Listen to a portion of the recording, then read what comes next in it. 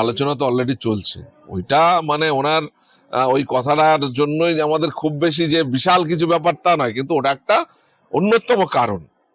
আমরা যে দেশে বাস করি সেই দেশের সংবিধান, সেই দেশের ডেমোগ্রাফি, সেই দেশের সাধারণ মানুষের ভালোবাসা, আন্তরিকতা, এইগুলো যদি আপনি রাজনীতিতে না আপনার থাকে, তাহলে আপনি রাজনীতিটা করবেন কিভাবে? আর সেটা পেতে গেলে আপনার ভাষা সংযম করতেই হবে, আপনাকে নিজের অবস্থান ক্লিয়ার করতে হবে। এই এই এই যে উনি যেটা করলেন, এর মধ্য দিয়ে ওনার অবস্থানটা ক্লিয়ার হলো যে উনি কি চাইছেন। রাজনীতিতে অবস্থানটা বড় জিনিস না, ঘন ঘন জায়গা পাল্টানো, মত পরিবর্তন করা, অবস্থান পরিবর্তন করা, এগুলো কিন্তু ভালো জিনিস নয়। সাধারণ মানুষ এটা ভালো চোখে নেয় না। মাঝখানে দেখছিলাম যে হুমায়ুন কবির নওশাদ সিদ্দিকী এবং আব্বাস সিদ্দিকীর উপরে বিরক্ত হয়ে বেশ কিছু আপত্তিকর মন্তব্য করেছিলেন। উনি অধৈর্যের কারণে এটা করেছেন। আমি এটা বলবো, রাজনীতিতে নেতাদের সংযম হারালে হয় না, আর শর্ট টাইম ডিসিশন নিতে নেই। মানুষ কি চাইছে, নেতৃত্বরা কি চাইছে, আমরা একটা 5 বছর ধরে লড়াই করে আসছি, তার পুরনো একটা ইতিহাস আছে, সাংগঠনিক ইতিহাসের ভিত একটা, সেই 16 সালের আগে থেকে এই প্ল্যাটফর্ম তৈরির জন্য যে লড়াই, তারপরে 21 সাল থেকে দল, এটা আমরা চেষ্টা করছি একটা কিছু করার। সেই জায়গায় দাঁড়িয়ে মানে হট করে কোনো কিছুর ব্যাখ্যা ভুলভাল করা ঠিক নয়।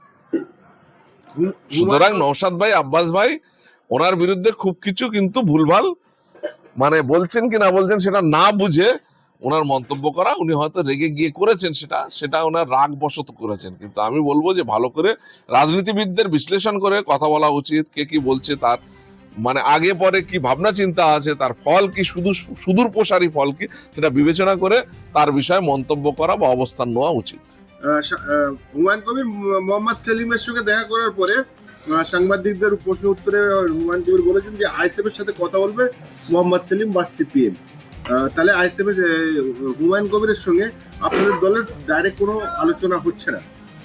ইতিপূর্বে আমাদের দলের যারা নেতৃত্ব, তাদের সঙ্গে হয়তো সেইভাবে এক পোস্ত কথা হলেও হতে পারে, ঠিক আছে, সেটা আমার কাছে খবর এই মুহূর্তে নেই। কিন্তু কথা যে হয়নি আমি সেটা বলবো না, কিন্তু নেতৃত্ব, সর্বোচ্চ নেতৃত্বর সঙ্গে কোনো কমিটমেন্ট বা কোনো এই ধরনের আলোচনা হয়েছে সেইটা আমার জানা নেই। কিন্তু মোহাম্মদ সেলিমকে উনি কেন ভরসা করছেন? মোহাম্মদ সেলিম একটা দীর্ঘদিনের রাজনীতির জগতের মানুষ, এবং তার দল, তার কার্যকলাপ সাধারণ মানুষের কাছে গ্রহণযোগ্য, বিশ্বাসযোগ্য, সেই কারণে উনি ভরসা করেছেন। এবং সিপিএম এর সঙ্গে আমাদের অনেকটা এগিয়ে গেছে জোট প্রক্রিয়া, সেই কারণে উনি বলেছেন।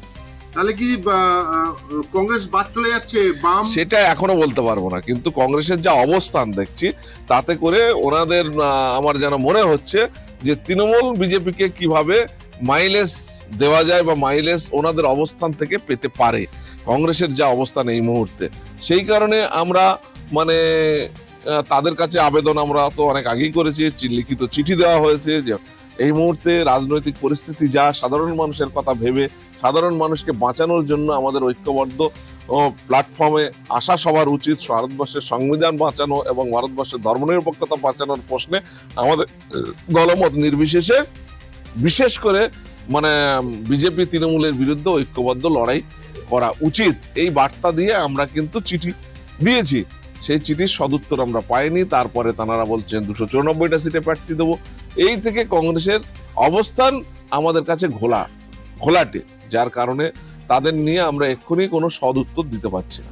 আপনি আইএসএফ এর গুরুত্বপূর্ণ নেতা, রাজ্য কমিটির নেতা, তো এই যে বাম, আইএসএফ এবং জেইউপি অর্থাৎ হুমায়ুন কবিরের দল, তো আপনাদের এই জোট ফর্মুলাটা মানে ফাইনাল কবে হয়ে যেতে? না, এটা আপনি কেন দুটো তিনটে বলছেন? ছোট হলে তার কি সম্মান কম? এখানে আরো ছোট ছোট অনেকগুলো দল আছে, যেমন একটু দর্শকদের জন্য আজাদ সমাজ পার্টি আছে, তারপরে আছে আপনার এসডিপিআই আছে, ওয়েলফেয়ার আছে, এরকম অনেকগুলো দল আছে। এবং তারপরে যেটা আছে সেটা হলো কিছু সামাজিক সংগঠন, সোশ্যাল অর্গানাইজেশন যারা আছে, তারাও কিন্তু এই লড়াইতে আগামী দিনে ভারতবর্ষকে বাঁচানোর জন্য, ভারতবর্ষের সংবিধানকে বাঁচানোর জন্য, আপামর সাধারণ মানুষের স্বার্থের কথা ভেবে তারাও কিন্তু এই নির্বাচনে অংশগ্রহণ করতে এগিয়ে আসছে। এই সব কিছু মিলিয়ে একটা বৃহত্তর প্ল্যাটফর্ম তৈরি হবে, এটা আমরা আশাবাদী। মানে বিজেপি তৃণমূল বিরোধী যেসব সমস্ত ছোট বড় মাঝারি যে দলগুলো আছে, আইএসএফ, সিপিএম, জেইউপি, কিন্তু শর্ত হলো তাদেরকে ধর্মনিরপেক্ষ হতে হবে এবং ভারতবর্ষের সংবিধানকে মানে মর্যাদা দিয়ে, সংবিধানকে মান্যতা দিয়ে তাদেরকে আসতে হবে। ইতিমধ্যে আমরা দেখছি অনেক মানুষ সোশ্যাল মিডিয়া কমেন্ট করছে যে গতবারে যেরকম ভোট ঘেঁষাঘেঁষি জোট হয়েছিল গ্রাম অঞ্চলে পৌঁছায়নি, সেটা আপনারা চাইবেন না যে একটু আগে আমরা চাই বলেই তো সবার আগে আজ থেকে 3 থেকে 3.5 মাস 4 মাস আগে থেকে আমরা রাজনৈতিক দলগুলোকে চিঠি দিয়েছি এবং তাদের কাছে আবেদন নিবেদন করছি কন্টিনিউয়াসলি, মানে প্রতি সপ্তাহে তাদের কাছে রিমাইন্ডার দেওয়া হচ্ছে যে আর দেরি করা যাবে না, আর দেরি করা যাবে না। সাধারণ মানুষকে যদি এই লড়াইতে সামিল করতে হয়, সাধারণ মানুষকে যদি বোঝাতে হয় যে কি বিপদ আসতে চলেছে এবং কি বিপদের মুখে আমরা আছি, সেখান থেকে বাঁচার পথ কি, এটা যদি সাধারণ মানুষকে বোঝাতে হয়, তাহলে আমাদের কিন্তু এই জোট দ্রুততার সঙ্গে সম্পন্ন করে আমাদেরকে মানুষের কাছে বার্তা দিতে হবে। সেই বার্তার জায়গায় আমরা আস্তে আস্তে এগুচ্ছি। আশা করা যায় খুব দ্রুততার সঙ্গে আমরা ফেব্রুয়ারির 15 তারিখের মধ্যে একটা সম্ভাব্য কিছু একটা ফাইনাল ওয়ার্কআউট হবে, এটা আমরা আশা করছি। মানে আপনাদের চেয়ারম্যান নওশাদ সিদ্দিকী বলছেন যে আমরা এবারে ডবল ডিজিটে জিতবো, তো সেই জায়গায় কোন কোন ডবল ডিজিটে পৌঁছাবো। হ্যাঁ, তো আপনারা সেই জায়গায়, আমি আরেকবার প্রশ্নটা করছি, আপনাদের দলের চেয়ারম্যান নওশাদ সিদ্দিকী বলছেন যে 26শে বিধানসভায় আমরা ডবল ডিজিটে পৌঁছাবো, তো সেই ডবল ডিজিটে পৌঁছাতে গেলে কোন কোন আসনগুলো আপনারা পাখির চোখ করছেন, কোনগুলো জেতার সম্ভাবনা রয়েছে? ভাঙড় তো রয়েছে, সেই সেটা ঘোষণা হলে আপনারা জানতে পারবেন, কিন্তু এখন আমি যেটা আপনাদের বলতে পারি, যেসব সিটগুলোতে আমাদের ভোট শেয়ারিং বেশি আছে, অর্থাৎ আমাদের পার্সেন্টেজ অফ ভোট বেশি আছে এবং এই মুহূর্তে আমরা জনসমর্থন বেশি পাচ্ছি এবং বেশি বেশি মানুষের মানে সমর্থন আমাদের দিকে আরো বেশি বেশি আসছে, এই জায়গাগুলো আমরা চিহ্নিত করতে পারি। তার মধ্যে ভাঙড় আছে, তার মধ্যে ক্যানিং আছে, তার মধ্যে দেগঙ্গা আছে। এরকম সিটগুলো আমি বলবো আগামী দিনে যখন ঘোষণা হবে তখন আপনারা আরো বেশি এই বিষয়ে আরো ক্লিয়ার করতে পারবো। 2021 সালে আত্মপ্রকাশ আপনারা কটা সিটে লড়াই করেছিলেন? 2024টার মতো কম বেশি আর কি। আমরা ছেড়েও দিয়েছিলাম শেষের বেলা কিছু, আমরা যে শরিকদের জন্য আমরা সিটগুলো নিয়েছিলাম সেই শরিকদের মধ্যেও অনেকে সেইভাবে কন্টেস্টে এগিয়ে আসতে পারেনি। আমি এক্সাক্ট ফিগারটা এক্ষুনি বলতে পারবো না। তো 2026-এ কি এই 24 থাকবেন আপনারা? কি না না না, বাড়বে, কারণ আমরা এই 5 বছরের লড়াইতে তো আমাদের সমর্থন বেড়েছে, জনগণ আমাদের দিকে অনেক মানে এগিয়ে এসছে এবং এর মধ্যে পঞ্চায়েত এবং লোকসভা নির্বাচন হয়েছে।